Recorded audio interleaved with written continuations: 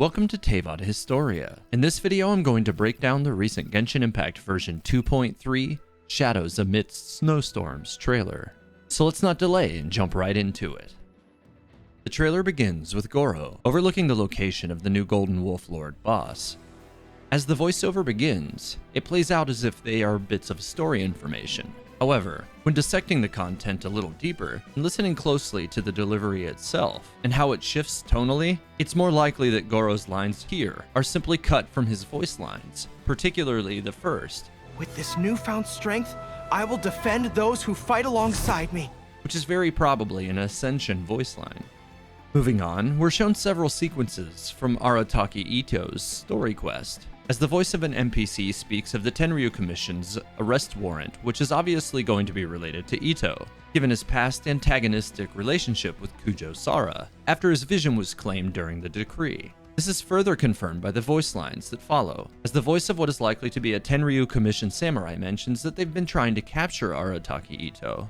If you'd like to see more about Ito, the bulletin boards throughout Inazuma include several posts between the Oni and Kujo Sara, which become pretty heated, and now that Ito has regained his vision after the Vision Hunt decree, it seems that the Oni has managed to cause more trouble for himself.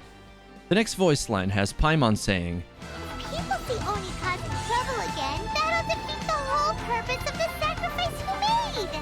It's worth noting that if you turn on captions, it reads as you as opposed to he. It sounds much more like he in the moment, meaning Paimon is talking about Arataki Ito to someone else, as opposed to Ito himself. What's not clear at this time is whether or not Ito is the one who made some sort of sacrifice, or if it's the Oni of the past. The Oni of Inazuma have a complicated history after the corruption and betrayal of the Oni Mikoshi Chiyo. Her descendants were already part of an increasingly thinning bloodline, so any sort of sacrifice, which would protect the lineage of the Oni, could be extremely meaningful. This lending reason to Paimon's concerns for Inazuma's perception of the remaining Oni. While at this time I cannot find any direct evidence to suggest any of Chiyo's descendants made a sacrifice on behalf of the other Oni of Inazuma, it's possible that the horned and masked Megu Kenki, which appears to not have been a singular construct when considering the fact that it's appeared in both the archipelago and in Inazuma, will appear as its combat forms were based on the Iwakura art. Iwakura being the gifted name of Mikoshi Doke, who is Chiyo's biological son.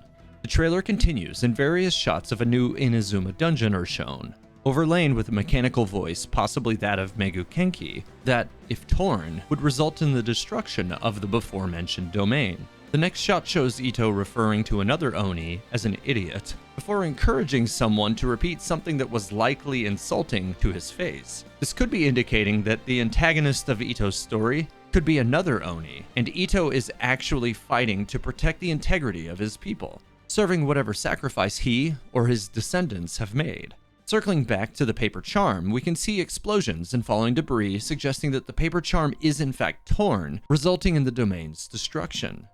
During this scene, we see a quick cut to Ito charging an attack, revealing the same horned mask that appeared earlier in the trailer. This may simply be a symbol of the Oni, or possibly a sign of his connection to the Iwakura art. The question is then, if this does end up being the case, is Ito a direct descendant of Chiyo, or simply one who learned the art created by Iwakura Doke? For the moment, we can only speculate. Next, the trailer shifts gears into Dragonspine, in the Shadows Amidst Snowstorms questline. Albedo begins by speaking about the curiosities of humanity, and detailing the terrifying nature of the mysteries revolving around the former civilization of Salvandagnir, and the mountain which serves as the final resting place of the dark dragon Durin.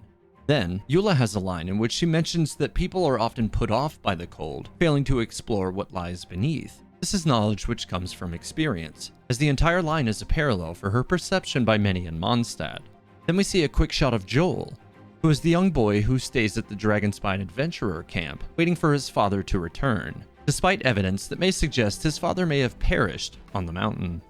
The framing of the scene is played for drama, but Amber and Eula are known to be friends, and the activity of building a snowman is part of the upcoming events, so the uncomfortable moment painted in the scene is likely a misdirection and simply an internal conflict for Eula, unrelated to or possibly only passively related to the overarching story developments that will be coming.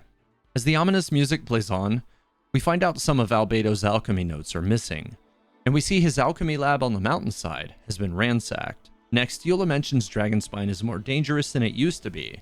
A surprising statement considering the mountain has always been pretty perilous. This suggesting that Eula is on some level aware of an increasing threat, as we're then shown Albedo reacting to an avalanche, presumably nearby his lab given the presence of the railcar tracks. Next, Eula asks, Albedo, what the devil do you think you were doing? And Albedo proceeds to unleash a cryo attack against her. I have a few thoughts on where this might actually be going, which I'm going to break down. Option 1. Albedo isn't a stranger to testing his theories in unusual or even unsafe ways. He's almost certainly the kind of person who prefers to ask for forgiveness rather than permission. So it's possible that given his own knowledge of his potential to one day turn against the City of Freedom, he decides to test whether the Traveler and his companions are able to defend themselves from a surprise attack in order to determine if it's safe for him to return to the company of Mondstadt's people. Option 2.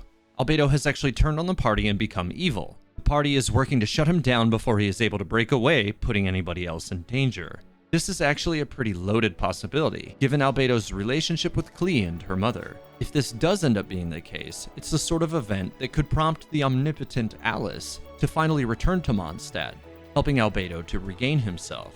This might be the only sequence of events that would prevent Dainsleif's involvement, due to his statements in Albedo's collected miscellany video, from returning to the story and shutting down the Kryta Prince himself. I am content to watch most crises play out from the sidelines. But if Albedo were ever to make a single wrong move, I could not let myself ignore it. However, all of this said, given that Eula's statement of surprise with Albedo's actions in the trailer are in the past tense, Albedo, what the devil do you think you were doing? I believe option 1 to be more likely than that of option 2. The final option I have here should be seen as more of an addendum to both options 1 and 2, and it could be a catalyst for the events that follow. My water bottle. Why?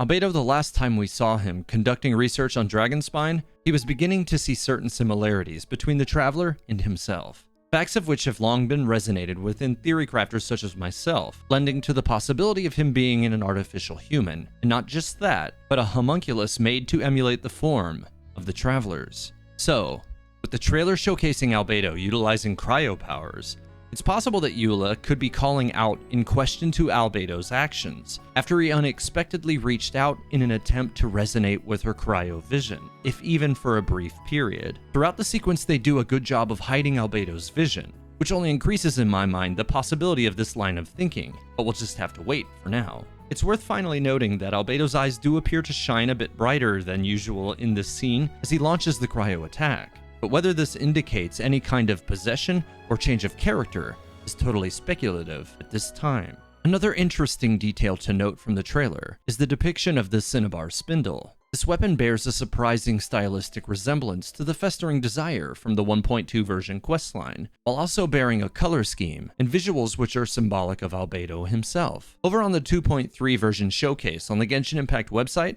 we were given a description of the new weapon. While its entire description itself is intriguing, the idea that it might withstand the corruption of a venom that could corrode a mighty dragon suggests that the sword might be a result of Albedo's research with the Festering Desire and was crafted as an answer to that sword's corruption. Initially, I had considered the possibility that the Cinnabar Spindle was actually the Festering Desire itself, transformed after Albedo purified the sword in a fashion similar to the Traveler. But since this description says that it's made from materials which do not belong to this world, that now seems less likely. And that's it for the breakdown of Genshin Impact's version 2.3 trailer. If you noticed anything I missed, sound off in the comments below.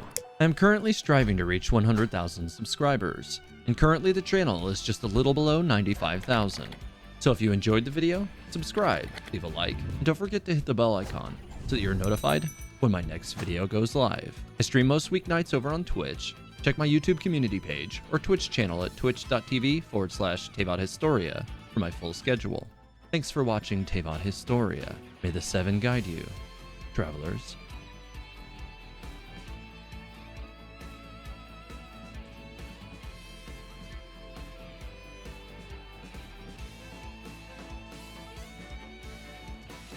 Shadows amidst Shadows amidst snow. Ah, God, why can't I say that? Shadows amidst the. Damn it. This is the worst. This is the worst.